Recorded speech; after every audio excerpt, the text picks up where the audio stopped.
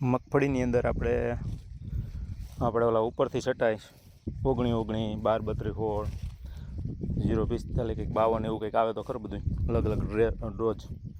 કાલે આપણે એની ખરીદી કરી. આ આપણે પસાટનો વિભાગ છે જે અહીંયા થોડુંક પાણી ભરાણું એટલે ઉગવામાં થોડોક પ્રોબ્લેમ બન્યો હતો, પણ આપણે ત્યાં એક જોવા મળે. આની અંદર અમે વર્ષો વર્ષ 10 વીઘામાં 10 ફેરા સાણિયું ખાતર ભરી ટ્રેક્ટર, જે સાણિયું ખાતરની અંદર કાપ અને ટાઈસ 10 ફેરા આવું બધું નાખીને કમ્પ્લીટ કરી. જે કપા વાવવાનો એમાં ભરી લાગે. પછી બીજે વર્ષે એમાં મગફળી વાવીને કપાસનું પણ કટિંગ કરી. એટલે આપણે જોવાનું એ છે કે ઘણી જગ્યાએ આપણે વરસાદ વહી જાય ને ખાબોચિયા એમને ભર્યા રહીએ, લાહું થઈ જાય.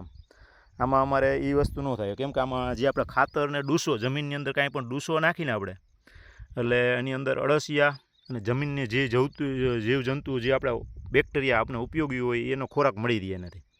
એટલે આમાં અળસિયાનું પ્રમાણ પણ વધે, જેથી તમને આવી જમીન જો પોસી લાગે.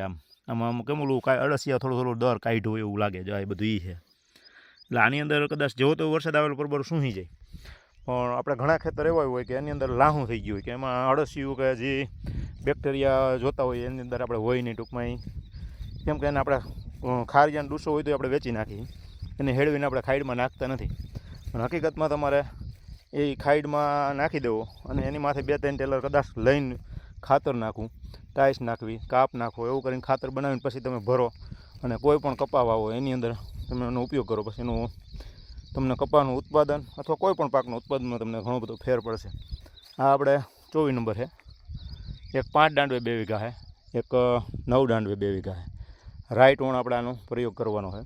અને ઓણ આપણે એક થેસર પણ લીધું વિશાલ કંપનીનું, જે હાઈલું જાય અને પાથરા નાખતા જાય ને એની અંદર 40 મણથી 50 મણ લગનનો સ્ટોરેજ મગફળીનું થાય અને 20 ભારી ભૂકોનો સ્ટોરેજ થાય. ત્યાં સુધી આપણે આ કામ કરી શકીએ. એમાં આપણે ઓણા 2 વીઘામાં પ્રયોગ કર્યો છે. એટલે મગફળી આપણે અલગ રાખશું, 5 દાંડવાની કે 9 દાંડવાની કેટલી વધારે થાય.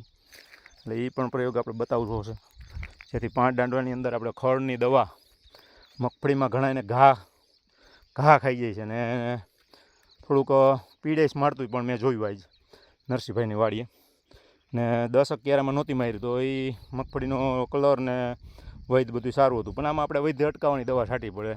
અને અમુક એવું કહે કે વૈધની દવા પણ ખળની દવા પણ વૈધ અટકાવવાની દવા પણ નુકસાન કરે, છોડને માંદો કરી નાખે 8-10 દિવસ, એટલે કે એનો વિકાસ ન થાય. કદાચ આવી ટેકનોલોજી છે જેથી વિકાસ ન થાય એટલે આપણે મગફળી જોર પણ ભાંગી જાય. એટલે વૈધ અટકાવવાની દવા મેં પણ આમાં 3 વાર ઉપયોગ કરી લીધો છે. 42-43%, બાકીની 22-23% જે આવી, પણ હકીકતમાં કરાય નહીં. આ વસ્તુનો મને પણ ખ્યાલ આવ્યો, ન કરી તો કદાચ આ વલ વધી જાય વધારે. એટલે આપણે આ વસ્તુનું બધાને ધ્યાન રાખવાનું છે થોડું. દવા પણ ટેકનોલોજી પ્રમાણે જ આપણે અમુક ટેકનોલોજી છાંટવી, અમુક ટેકનોલોજીને છાંટવી પણ નહીં. ખળની દવા બને ત્યાં સુધી ન છાંટવી, એ જમીનને અને માણસોને બંનેને નુકસાન કરે છે.